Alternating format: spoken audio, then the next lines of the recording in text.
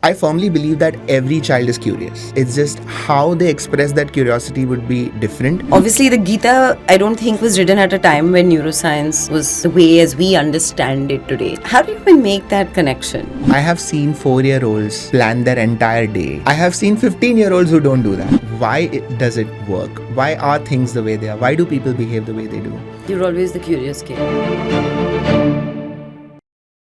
For parenting tips, celebrity interviews, recipes, conversations with experts, DIYs, and lots more.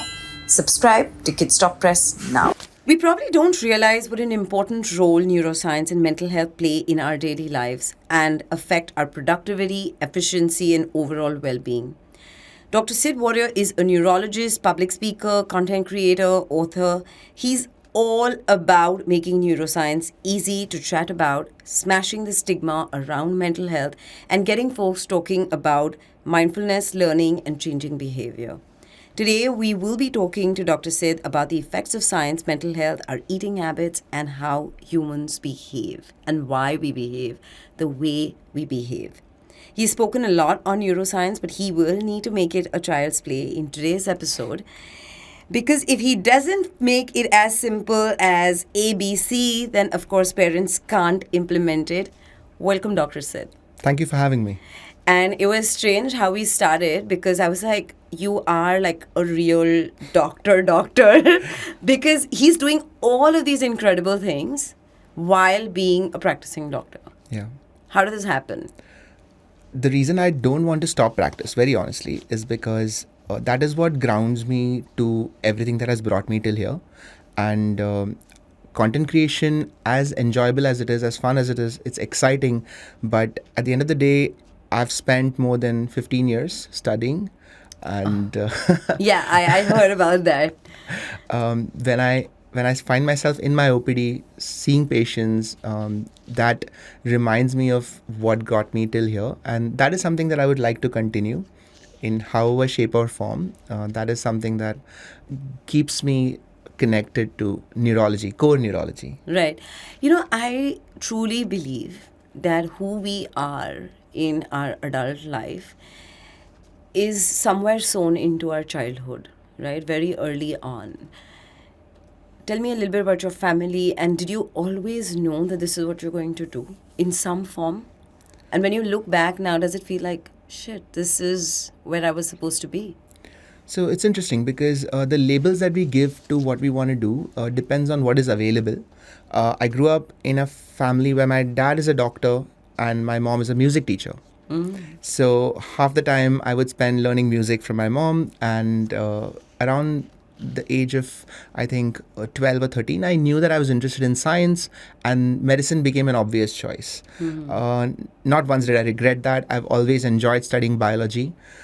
Somewhere around when I was 22, that was towards the end of my MBBS, I realized that I'm very interested in mental health. And I thought I wanted to do psychology. That's when I understood that psychology in India is through arts. It's not through science. And so my interest in human behavior took me into the brain. And that's when neurology became, again, an obvious choice. Right. So How did you know that you wanted to do something with human behavior? Like, how were you so sure? that's what really drew me. I found myself reading about psychology. I found myself reading about even subjects around psychology, like hypnosis, for example. I found it very interesting when I was growing up, and I wanted to understand does it work? Why are things the way they are? Why do people behave the way they do? You're always the curious kid. Absolutely, yes. You read like way ahead of your time. You were always, did you like always break things, dissect them, try to fix them back, always observe people sitting in the park, but still physically there, but mentally just watching people around? Funny you should say that, because I used to play with these blocks, right? And you would have these different colored blocks, and they would give these pamphlets that suggest how you can Yes. build a robot, you can build a Yes. car. Yeah. And as fun as it is to follow those instructions, I always would try to play around with them and see, oh, what else can we build with this? Yeah. This is supposed to be building a robot, but what if I build a Empire State Building? You are an ideal child I would want to have. Because as moms, we know that when when our kids are given Lego bricks, they sometimes want to just build that, and they believe that after they've built that ideal scenario, then it's done. They don't want to go back to rebuilding it. I would say that's a skill set in itself. And I firmly believe that every child is curious. Yeah. Right? There is no child without curiosity. It's just how they express that curiosity would be different. And so, as a parent, sometimes we sort of project our own sense of curiosity onto them, thinking that this is the way to express curiosity and all other ways are wrong. Right. But that's not how the brain works. So, How does the brain work? the brain is constantly exploring. All the time, every waking moment, the brain is constantly exploring its limits to see where can it push its limits, and it is also constantly retreating back to safety. This is how the brain works. We are always in this ebb and flow of exploration and safety. So at no point are we satisfied with only safety, at no point are we satisfied with only exploration. So this back and forth is what parents struggle with. In fact, all adults, all human beings struggle with this back and forth, because we think that we should be one steady state. Right. Right? We would like things to be static, Yeah. because static is easy. Something that is steady is easy to comprehend, to deal with. But the brain is not static. The Right. brain is constantly dynamic. It is constantly changing. You know, it's so many questions, and I'm literally not following the cue cards, but so many questions that are coming alive. You said that the parents project their curiosity and how they want their child to think onto the child. Yeah. And I see so much of that happening with parents where they're constantly projecting Yeah. to their children. Like if they want, and I, you know, when I meet so many parents, and I've met so many across 10 years of working with them, that I always project my inefficiencies as a parent onto my child. So if I am not a great public speaker, I will make sure that my child goes to a dramatics class or an elocutions class. Arey, tum isme select kyun nahi hue? You're always projecting, overcompensating, coming from deficit mindset. Yeah. How would you want parents to come out of that? So we would obviously see reality in a particular way because of our life experiences, right? There's nothing wrong in that. Yeah. So a parent who has grown up reading books, and if that has helped them, they would be convinced that if the child doesn't read books, then it's a mistake. Yeah. That's not necessarily true, but the parent would be convinced of that. Yeah. On the other hand, suppose if they had not read books and they felt like that was something missing in their lives, they would also overcompensate there, that, oh, I missed out on this, therefore my child should not. Both of these come from a place of the parent overcorrecting something for themselves. Right. Right? It's not necessarily quote unquote good for the kid. It Yeah. is the parent trying to solve something in their own head. I don't see anything wrong in this, honestly. Because You have no idea what a child is going through, Sid, do you? I'll tell you why. Every child, I would say every brain, learns to explore the world in its own way, Right. right? And if a parent believes in something, them sharing that belief system with their child is not wrong. I truly believe that that is what parenting is. What we do need to understand, though, is that your brain is not your child's brain. Absolutely. That's the only thing. And so if a child is figuring out other ways of exploration, the parent can calm themselves down into realizing that there are other ways of getting there. The way that you went through is not the only way. So long as the parent understands that. Yes. Yes. But kahin pe, your belief system is merging with that's how it's got to be done, versus saying belief system plus curiosity should be the ideal Yes. scenario. But that does not happen. My way is the only way. That is a problem. Yeah. But telling the child that this was my way and it worked or it didn't work, very valuable. Interesting. If they don't do that, then I believe that is a disservice. So the parent should share their experience. They should give the child whatever starting advantage they can, but believing that this is the only way is Got a it. fallacy. Got it.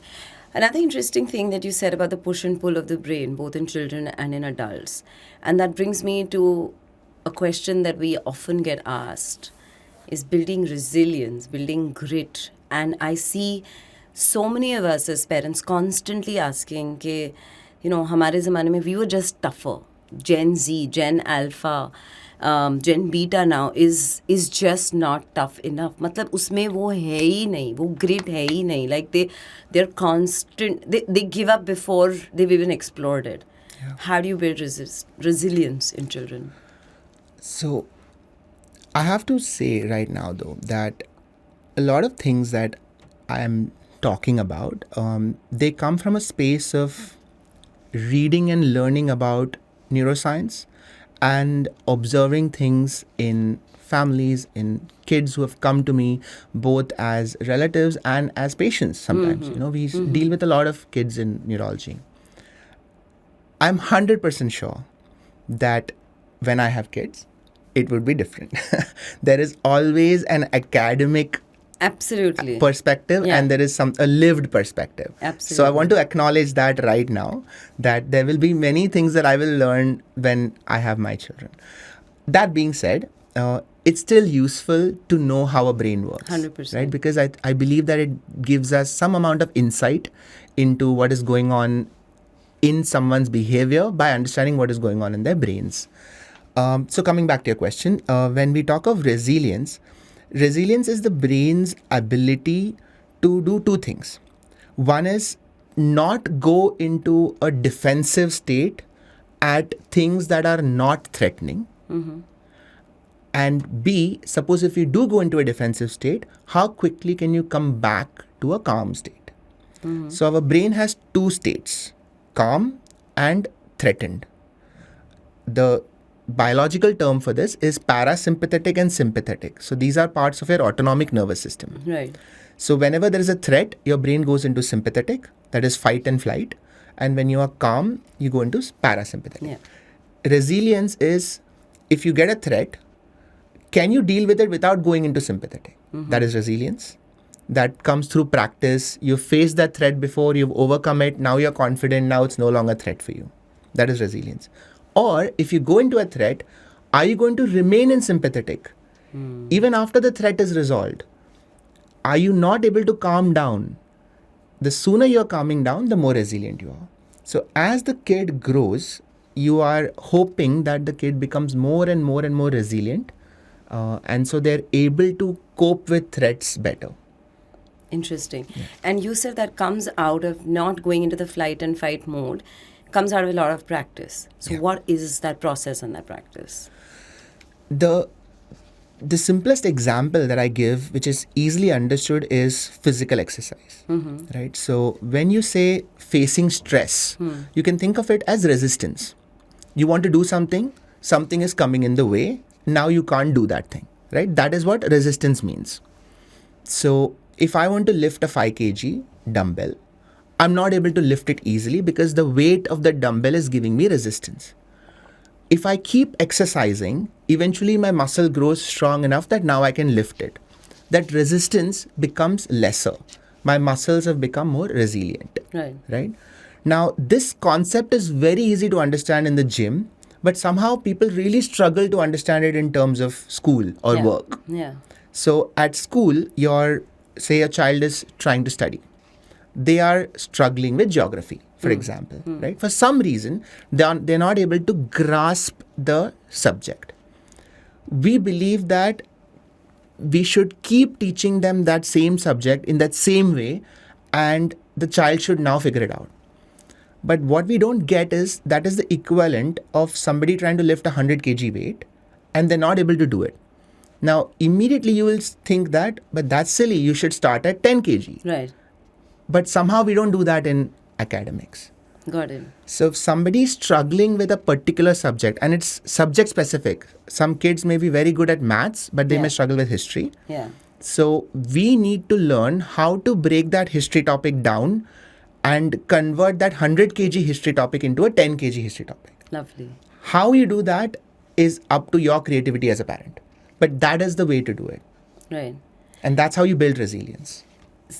next question, as a follow-up to that, because I know most kids hate math. Did you Okay. love it? Initially, no. Okay. Later on, yes. Okay, But so initially, now no. that makes a follow-up question. Yeah. So one is, what makes some kids good at math and some kids not good at math? And how did you go about switching from not liking to liking it? So I have a theory that math is an entirely logical subject, right? It is entirely in your, now I'll get technical, it is in your prefrontal cortex. Right. Okay, so prefrontal cortex is the most evolved part of the brain, and that is the part that deals with planning, calculation, Right. rational thinking, all of that. Now, the problem is your prefrontal cortex starts evolving around, say, 8-10 years, and it becomes quote unquote evolved by the age of 25. Okay. Now, before that, it's not that you don't have a prefrontal cortex before that, but it's immature. Yeah. Right? It's not strong enough. All other subjects have some sort of visualization. So whether it's history or science, if you're learning about ecology, zoology, you can visualize something. You can Yes. visualize a plant. You can visualize history. You can Yeah. visualize, geography. Yeah. In maths, especially algebra, there is no visualization, right? It's just numbers and calculation. You have to do a Right. lot of calculation. I believe that some kids struggle with it because they're not able to visualize it properly. This is my understanding. The reason I liked algebra later on was I realized that all algebra is actually geometry. It's just that we're not taught that way. Because I used to enjoy geometry. Now that you say, I'm trying to visualize it, and you're probably right. All algebra is actually geometry, but it's just that we are not taught that way. And kids, or actually all animals, understand maths through space.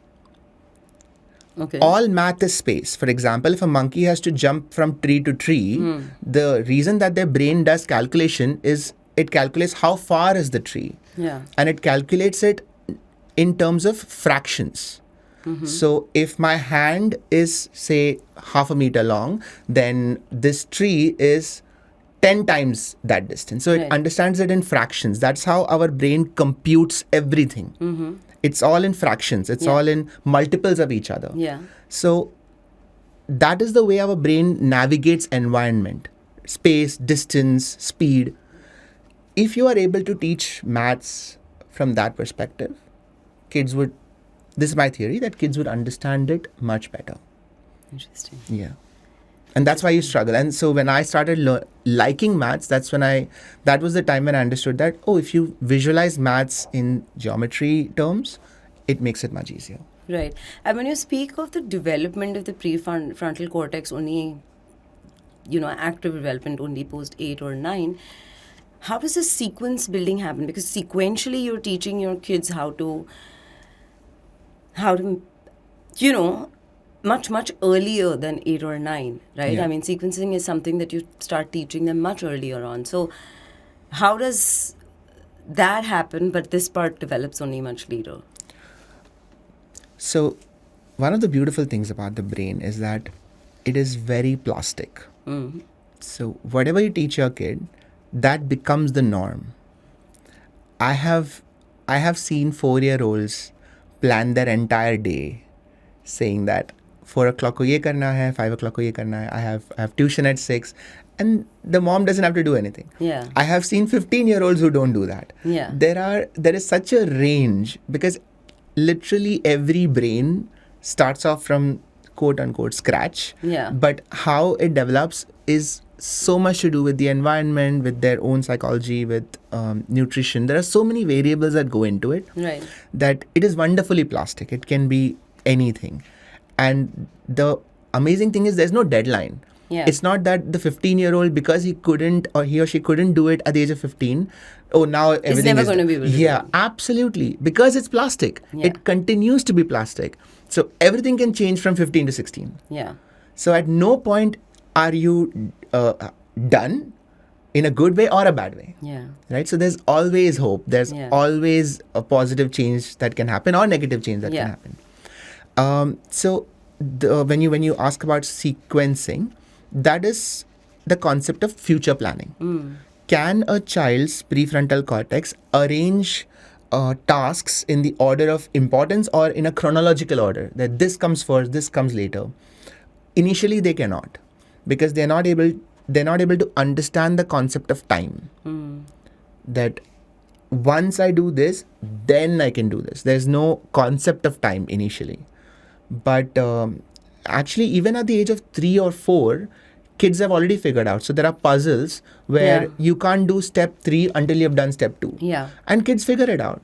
So your early prefrontal cortex abilities come pretty early on. Yeah. It's just that you don't have access to those skills at all times Yeah. until you're much older.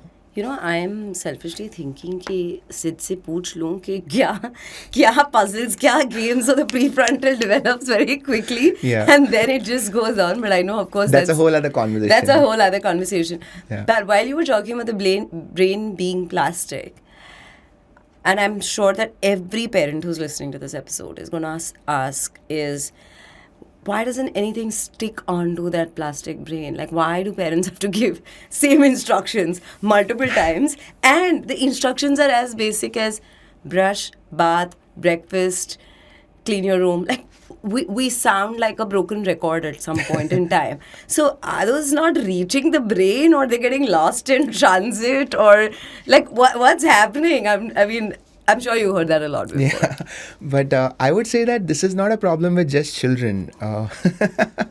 Can we really sit here and think that we have reached the pinnacle of discipline? No, we haven't. We haven't. We'll be hypocritical if we say that. Exactly, right? So it's a brain problem. I wouldn't say it's a child problem. The brain will not pick up new habits because new habits are... पर ये new तो नहीं है ना, मतलब बचपन से हम सिखा रहे हैं, तभी भी क्यों रजिस्टर नहीं होता ये?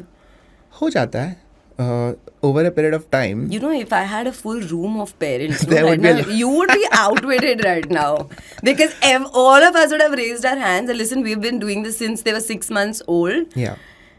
And now when they're 15, the reminders are still going on. I'll break it down for you. I'll tell you why. But actionable, huh? That after when I go back home, I can implement. Absolutely. So why and how? How? So why is it difficult? Let's talk about that. Right. The reason that a new habit, the brain resists a habit or any demanding action is because of two things. One is it's not their identity yet. This is the most important one. If it is your identity, you will do it. If it is a brain's identity that this is who I am, then it's not even easy, it is inevitable. Okay. As long as it's not your identity, it is external. The locus of motivation or the source of motivation is external. Right. Someone else is making me do it. And that triggers all of your rebellion, ego issues, drawing boundaries. Who are you to tell me? All of those things will come in, right? Because it's external. Somebody else is making you do it. You are not a person who brushes every day. That's number one. Number two is that doing an action from your prefrontal cortex, because this is an action that is not a habit yet, is very cognitively exhausting. Say that again. Suppose if I were to tell you to talk to me while calculating the table of 17. Okay, so 17 into 1, 17 into 2, Yeah. 17. So you have to do it in your head while talking to me. Okay. Try it out. I couldn't because the last one I missed because of that. Correct. So, because that calculation is being done by your prefrontal cortex, Yeah. you have to actively calculate it. So, anything that the prefrontal cortex actively has to do is exhausting. Yeah. It takes energy. Yeah. Right? But breathing is not being done by your prefrontal cortex. Yeah. It is being done by your primitive brain. Yeah. So, it can go on in the background and there's no problem. But if I were to tell you to focus on your breathing, and keep focusing on your breathing while talking to me, but don't forget to focus on your breathing, it becomes cognitively exhausting Yeah. again. Because then it comes to your prefrontal cortex. Got it. This is what happens when the child has to make themselves brush every day. Right. It's exhausting. They have to force themselves because it's not a habit yet. So this is they now start associating that task with a cognitively exhausting one. Yeah. And so they rebel against the task itself. Got it. कि ये बहुत effort है, ये तो छोड़ना, क्या फर्क पड़ता है? So this is the problem. Now how can we solve it? Yeah. Okay, the way to solve this, or the way to solve any habit creation, is ideally it should become a habit, it should become an identity, but that comes later. Initially, the immediate reward and the immediate punishment should be clear. Okay, and both of them have to be kind of modulated. The reward has to be just good enough and the punishment has to be just bad enough. Because if it is too much on either, I know this is I'm listening. I'm trying to think, आज घर जाके करना क्या क्या है? करना है. And I realize that the challenge is that every parent kind of needs to make this customized to their child. Yeah. Because what works as a punishment and what works as a reward for each child is different because of their particular brains. Yeah. But if the reward is good enough and the punishment is just bad enough, without creating a sense of too much threat, right? If it is in that zone, then it is. अच्छा एक बता दो, example बता दो, so that my prefrontal cortex is not occupied of thinking of this and it doesn't seem like a task. Sure. Like for example, I mean, I'm trying to remember my own childhood. I used to love going to the club. Okay. I used to love playing in the swimming pool and all that. We would go at 7, and if I don't brush, we don't go. Yeah, got it. It's as simple as that, right? So if I don't brush, I don't get to go. Is that very carrot and stick? Yeah. And that's It is fine annoying. because that's not the ideal scenario in the parenting space, because then it is going to be a carrot and stick approach. Absolutely. I don't think we need to think of it as even carrot and stick. It's just everyone needs a reason to do something. Not just children. Everyone needs Absolutely. a reason to do something, Yeah. right? You're doing something for something. Now that can be either an immediate gain or a very long-term gain, right? So the reason why do we brush every day? So that our dental health is good, so that much later we don't have to go through unnecessary Trust root me, canals. this has been communicated. There's no Yeah. impact. What? The long-term game. Exactly. Because they're not living in the long term. Because their prefrontal cortex is not developed enough. Yeah. So to expect a child to think about what will you do when you're 35 is a lot. You can't do that, right? So everything is immediate because their brain is at that level of development, and I don't think there's anything wrong in that. What is important though, and I can't stress this enough, that the sense of threat, or rather the so quote unquote negative reinforcement, I would always err on the side of not putting enough negative reinforcement. Because the more I read about early development, the more I realize that sense of safety is extremely important. And once that sense of safety is confirmed, the child is not going to feel unsafe, then you can experiment with levels of positive reinforcement.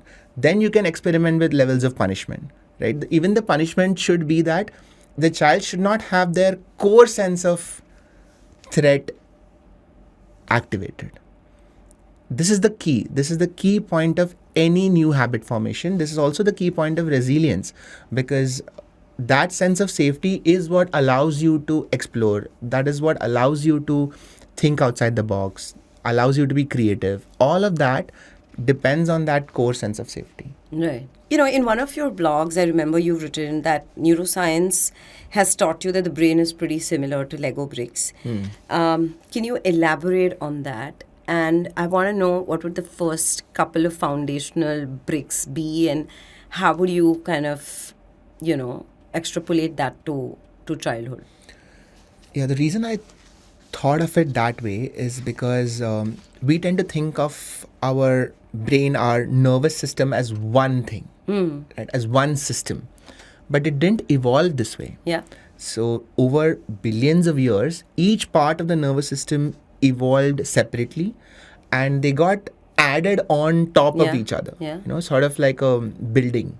So each level that got added brought with it its own strengths and its own complexities. And at no point have we gotten rid of those older parts? Yeah. So you could say that we still have a lot of evolutionary baggage. Yeah. Right? So our fear of the dark, for example, right? It's very deep. Yeah. Um, Or sugar, right? I remember Yeah. when I interviewed Professor Yuval, Mm-hmm. and he explained the concept of sugar so brilliantly in his book Unstoppable, where he Yeah. said the reason we crave sweet Yeah. and is because it wasn't in abundance, and because we were primitive and we were hunters, we would get those sweet, or we would just get food. Yes. So it was so much scarcity that the idea was to hoard, Yeah. right? And eat more than you could consume, because you don't know when you would get it next. Correct. And that's kind of replicated back in the way we consume sugar, because we don't know when are we going to get it next. Absolutely. And not just that, what is a core minimum level of sugar? In Yeah. fact, what is sweet is not inherently coded in the brain. Yeah. It's something that the environment teaches you. And the best example for this is suppose you go off sugar for a month, zero sugar, okay, no fruits, nothing, zero sugar. After that, you drink plain milk or you drink coconut water, and it will be the sweetest thing you've ever tasted. Wow. Because now our brain has rewired into realizing what is minimum sugar. So our brain doesn't have an inherent sense of this is sweet, right? It is very, very subjective. And because we are exposed to so much sugar right from childhood, and now that Yeah. new report has come up that, kids Yeah. are being given. Yeah. So that core level of wiring is environmental. We don't need this much sugar, we don't need this much calories, and because of that, earlier, like you said, because of evolution in scarcity, Yeah. we have not adapted to abundance yet. Right, right. But it's while we're talking on the subject of sugar and food, you've obviously spoken a lot about food and its impact on the brain. Tell me more about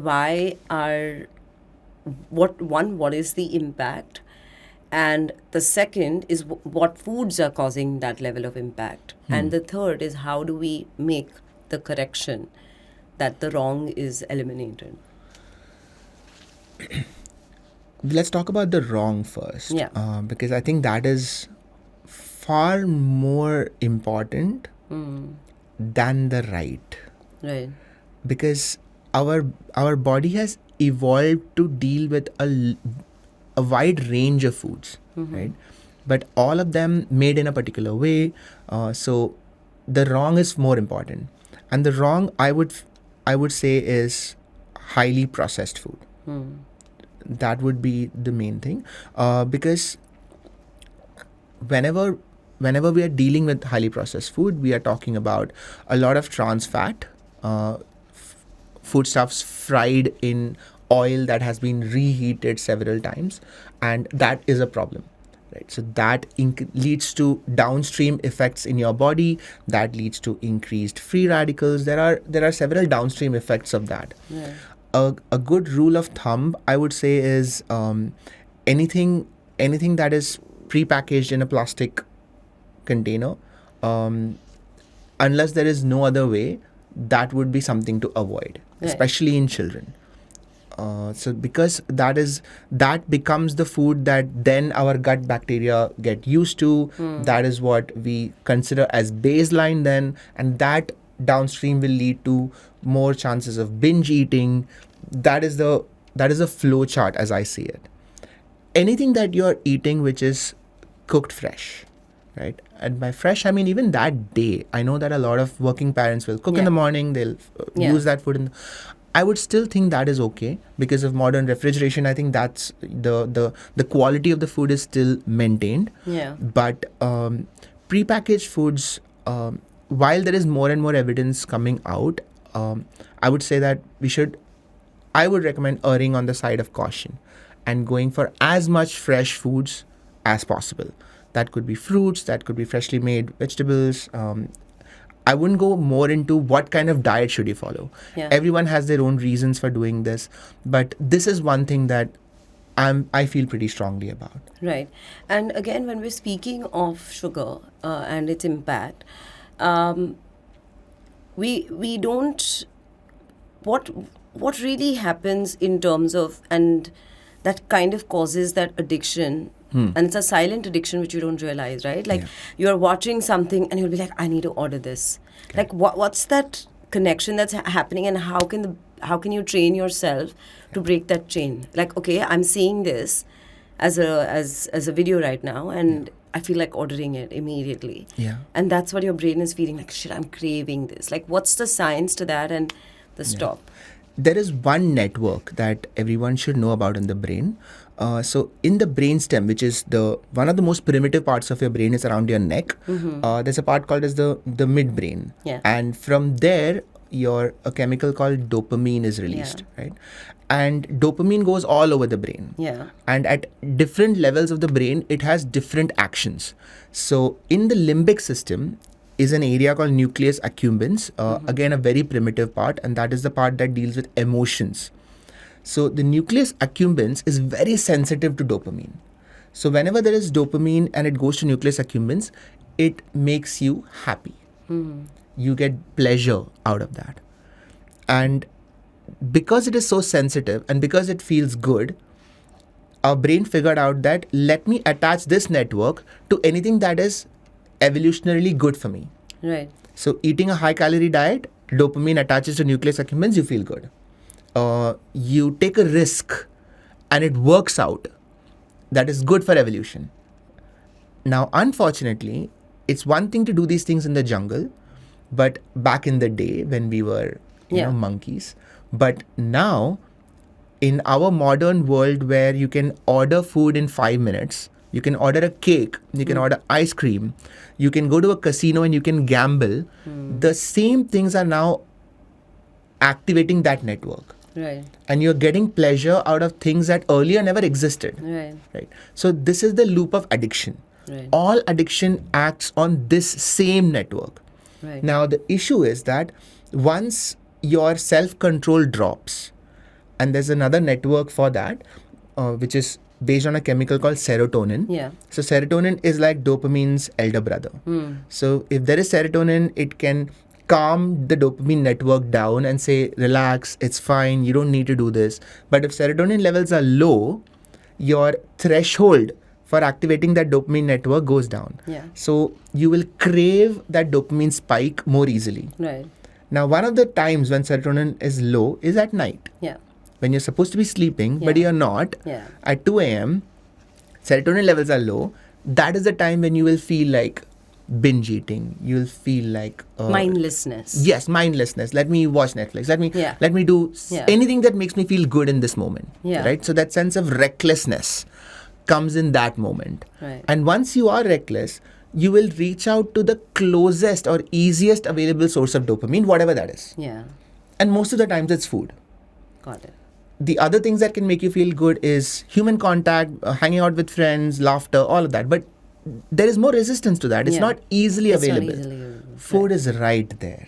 Right. Right? It's in your pocket, it's in your kitchen. Just reach out and you've solved for that problem. Right. That is why binge eating happens. Also, that brings me to my next question, which is, when we're talking of the dopamine effect, we're also talking of validation, right? Yeah. First, that validation was coming from immediate. Now it's coming from external. And today, children are obviously struggling with a whole bunch of anxiety and feeding off dopamine of someone else, right? In a way that you are not, it's not about, oh, I did this and I resisted this and I got this and that gave me a dopamine kick. It's about the unwanted or the inaccessible or living through somebody else's life. That's kind of, it's not giving you the kick, it's in fact pulling you back. But how are we going to shield our children from this sort of chaos that's actually going on in the brain? Yeah. Which is saying, I want to lead this is inaccessible, how do I get there? And we've seen freak cases of parents doing crazy things, children doing crazy things to achieve the inaccessible. Yeah. So, again, the reason that it developed is very logical. Earlier, we were growing up in a village, okay, and in a small tribe of 50, 100 people. Yeah. Right? Now, in order to get social validation, which is the people in your tribe telling you that you are amazing, you did something great, is a lot of effort. You have to actually go and do something pretty incredible or pretty useful to society, and then they would validate you. Yeah. And when they validate you, you get a sense of safety, which means now they're not going to kick me out of the tribe. Yeah. You also get a sense of power, which is now when I say things, people will do things. Both of these are very valuable for survival. Yeah. And so the reason that somebody telling you good job is valuable is because of this. So there is a dopamine spike that comes when somebody Validates. likes you. Yeah. Now that like is putting up a photo on Instagram. You put up any photo, just put a selfie, and at least one person would like it. Two Correct. people will like it. 100, if you have a lot of followers, 1,000. Yeah. Each like is a good job, Yeah. right? So you want that because again, our brain is still living in the jungle, right? Yeah. Our limbic system is still living in the jungle. So our limbic system still thinks that, oh, this person is in my tribe and now they have validated me. Now they are not going to kick me out. Now, because the effort and the reaction is so immediate and the effort is so minimum that now our brain can't calculate that this reaction is not worth that much. Yeah. It's not worth that effort. And so we chase that immediate thing. Yeah. It doesn't mean that validation is wrong, right? Every child, every parent, in fact, should know that validation is great, Yeah. but earned validation Right. over a period of time. So after, say for example, I'll use my own example, which is after I've done my, when I cleared my MD medicine or I cleared my DM neurology, when somebody wishes me and congratulates me, I feel like I've absolutely deserved it, right? I worked for it, I slogged for it, I got it, and you should congratulate me. And that happiness feels earned. Yeah. But just putting up a post, somebody liking me, I should know that those things are not the same, Yeah. right? You have to give weightage to it. The problem happens when you can't give the right weightage and you Yeah. think that both of these are equally good, then you would end up making mistakes. Got it. So long term versus short term. It's again, everything is about long term versus short term. Got it. And, another thing that would be interesting to talk about here is teen troubles, right? Like we were talking about this before. What happens between the ages of 11 to 16 where they're in a stage of rebellion, and as parents we find it really hard to just get through. Like what's changing there? So this is the adolescent brain. So there is a child brain, so say till 10 years of age, and then 10 to, you could say 18 or Yeah. even 25 Yeah. is the adolescent brain. The brain is changing, and the change mainly happens in the prefrontal cortex. That is when the prefrontal cortex is learning to control the limbic system. Before that, the limbic system is pretty much in charge, right? A 5-year-old is pretty much in control of the limbic system is controlling. You will see a 5-year-old throwing tantrums, rolling on the floor, Yeah. crying because they Yeah. didn't get a toy for him. Yeah. That is how the limbic system reacts. Around the adolescent age, the prefrontal cortex is developing and it is trying to control it. It is trying to be logical, but at the same time, the way I see it, the way the narrative plays out in my head is the limbic is resisting. So there is ego, there is demand for control, and most people will feel that the fight is against the world. Right. You know that you have to fight, but most kids will feel like the fight is against my parents. The fight Yeah. is against, Yeah. the outside world. And we all know that once we are 30, you realize that, oh, the fight was never with the world, the fight was with myself. Yeah. That is when the prefrontal cortex really matures and understands that all the fight that I was doing outside was actually just to gain control over myself. This is the journey that every brain goes through. because that sense of fighting with oneself does not exist Right. in the adolescent brain, because it's not mature enough to understand that meta concept. So a 10-year-old will look at the world from a single brain. Everything is one. To explain to a 10-year-old that there are two brains inside you, there's a prefrontal, there's a limbic, it's not possible. Yeah. They may not understand it. But the parent should understand this. Yeah, absolutely. Right? So when a child is acting out, when a child is resisting, the parent should look at the child and understand that, okay, this is the limbic system, the prefrontal cortex is not developed yet, it will take its time. So what are the things that I can do to help the limbic system calm down and help the prefrontal cortex mature faster? So these are two separate action items. Right. And if you look at it from that framework, I believe it gives you a better sense of what is happening. Instead of looking at the child as just one brain acting out, that's not the case. The child is actually fighting against themselves. They're trying to figure out their place in the world. They're trying to figure out what does having an identity mean. They're figuring out who is my friend, who is not. Their loyalties are changing. And on top of all this, there is sex hormones. Yeah.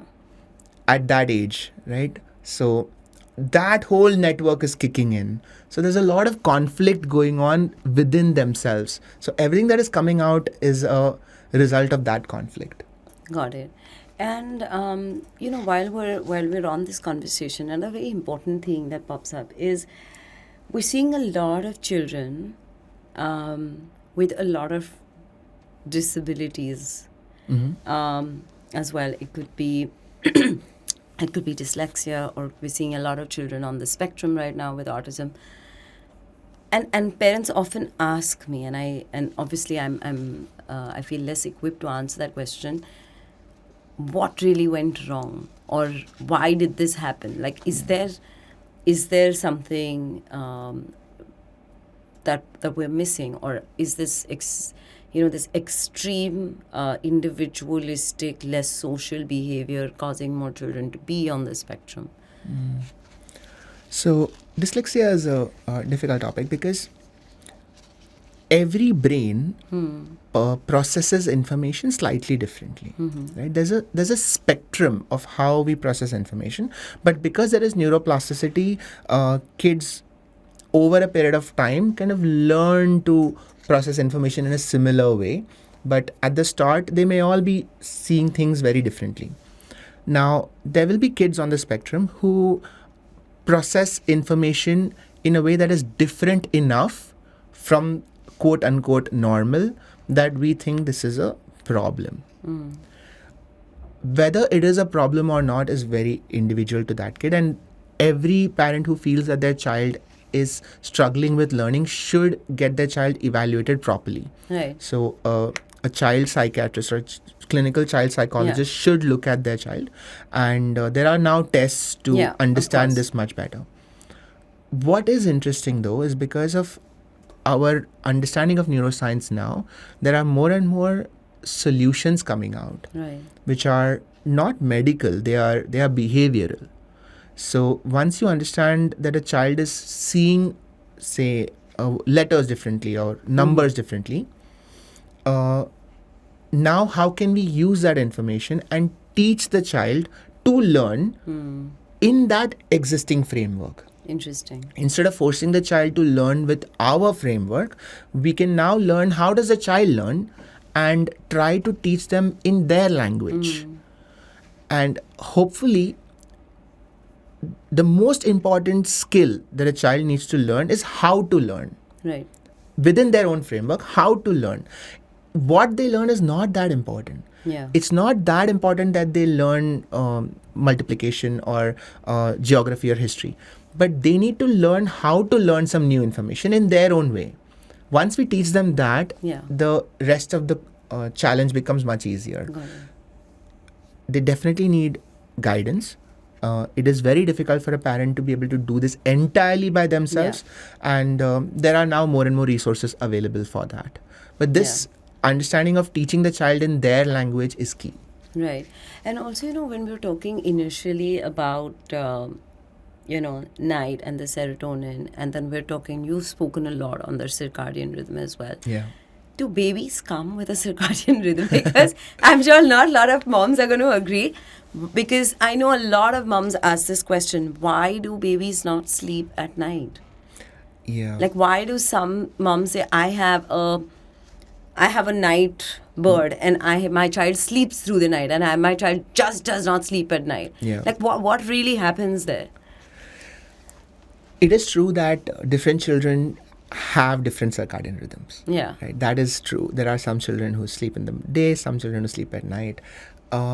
What happens is gradually brains reset into a fixed cycle. जब अंदर है तभी कुछ setting नहीं है. होता है. होता है. So the main hormone that we'll talk about is melatonin. Okay. Okay. So melatonin is sort of the clock setter in Yeah. the brain because melatonin responds to light. So imagine again. Let's go back to the jungle. Right. Before electricity. Yeah. Sunrise to sunset. As light comes up, the light enters your eye, it goes into the pineal gland, melatonin comes out, melatonin goes down, and your brain wakes up. Yeah. At night, when it's dark, there is no light coming into your eye, melatonin goes up and it activates the sleep network. Right. That is the circadian rhythm. This has downstream effects on the rest of the body. So Right. every organ in your body has a clock that responds to this master clock. Yeah. Right? When a child is born, the mother's breast milk also has melatonin. Right. So depending on the time at which the mother is feeding the baby, the mother's melatonin goes into the baby. And that helps set the baby's circadian rhythm. Right. And so breast milk at night has more melatonin than breast milk in the morning. Right. So it is important that this fact is important. So say if you are expressing breast milk, you have to also remember what time did you express it and try to give. Why is parenting so hard? I get it. But as a mother, you're just feeding on demand. You're not thinking Absolutely. that. So you're saying if I'm feeding in the night, the melatonin is anyways lower. No, if you're feeding on demand, I'm Yeah. saying if you're not expressing, say Yeah. if you're feeding on demand, Yeah. then your body is naturally increasing melatonin in your breast milk, Yeah. and so the baby is getting melatonin, and Yeah.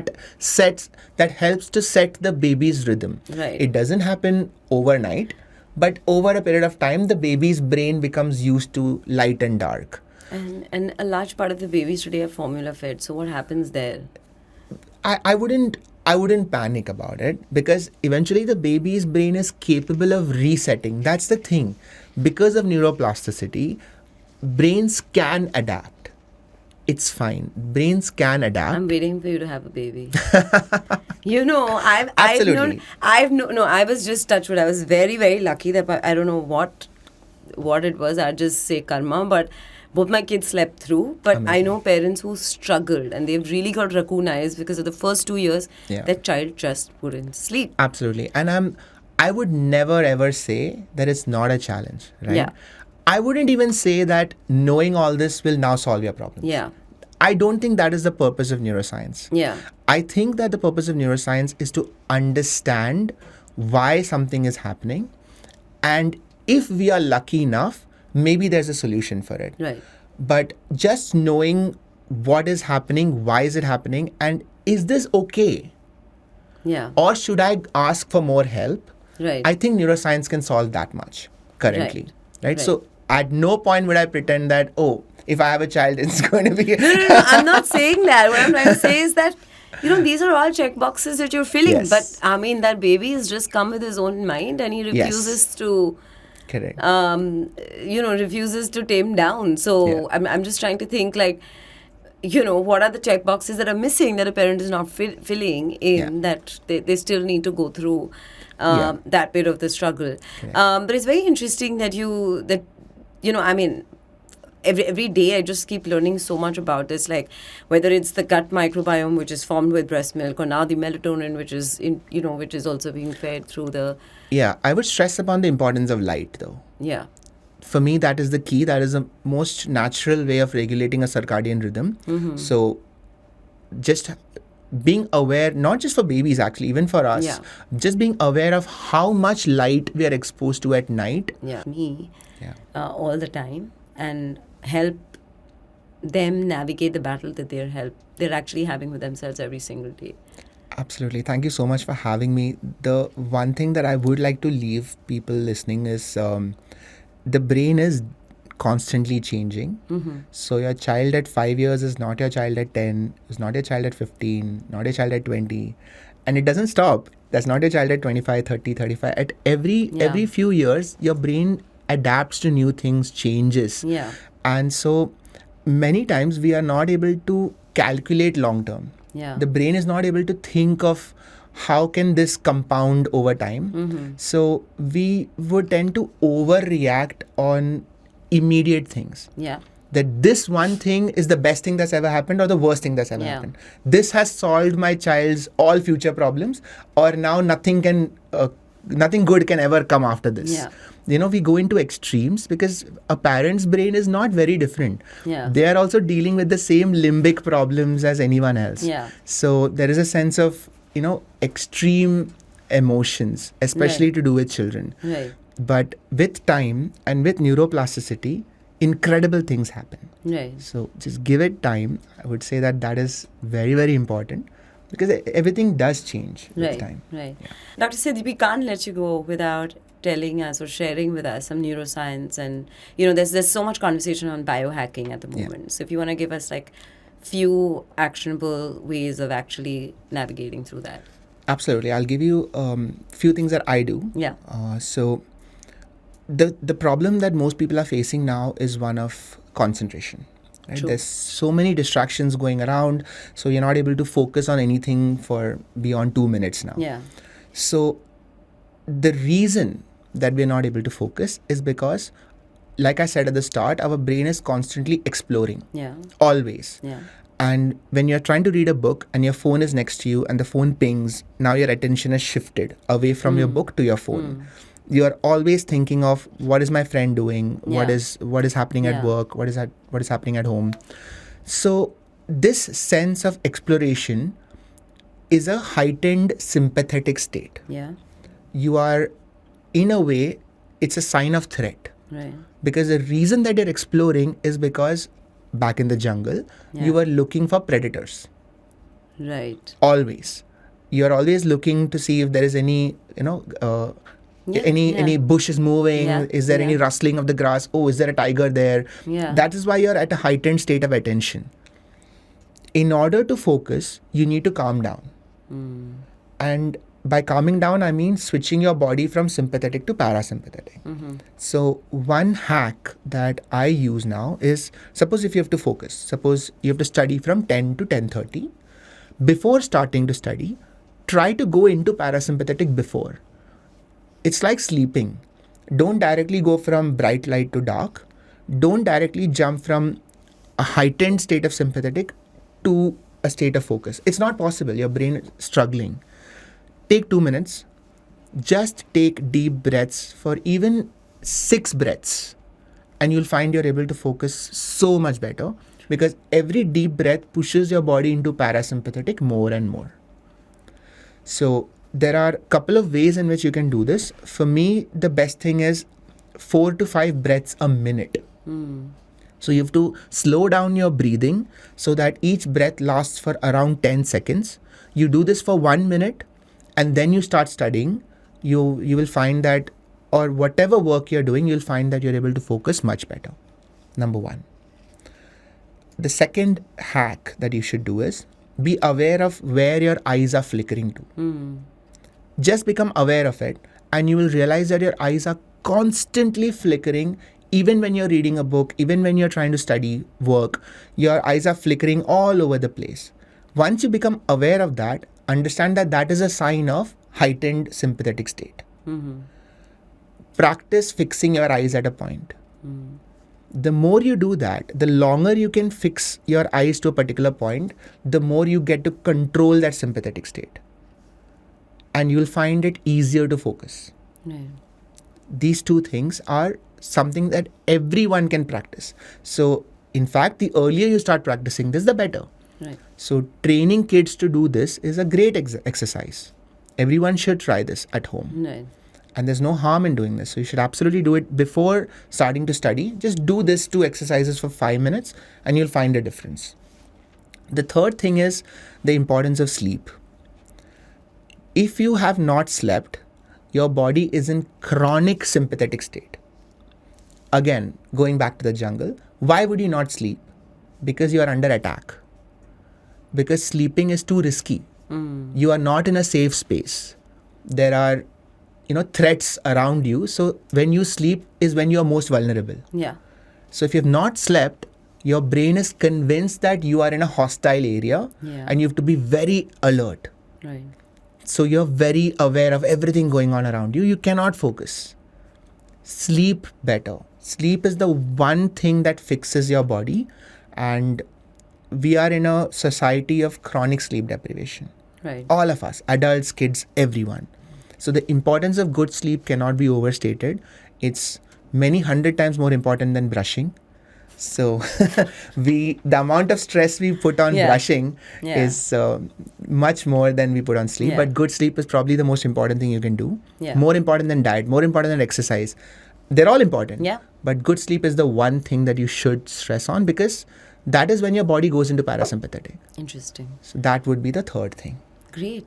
Thank you so very much. This was incredible. For parenting tips, celebrity interviews, recipes, conversations with experts, DIYs, and lots more. Subscribe to Kidsstoppress now.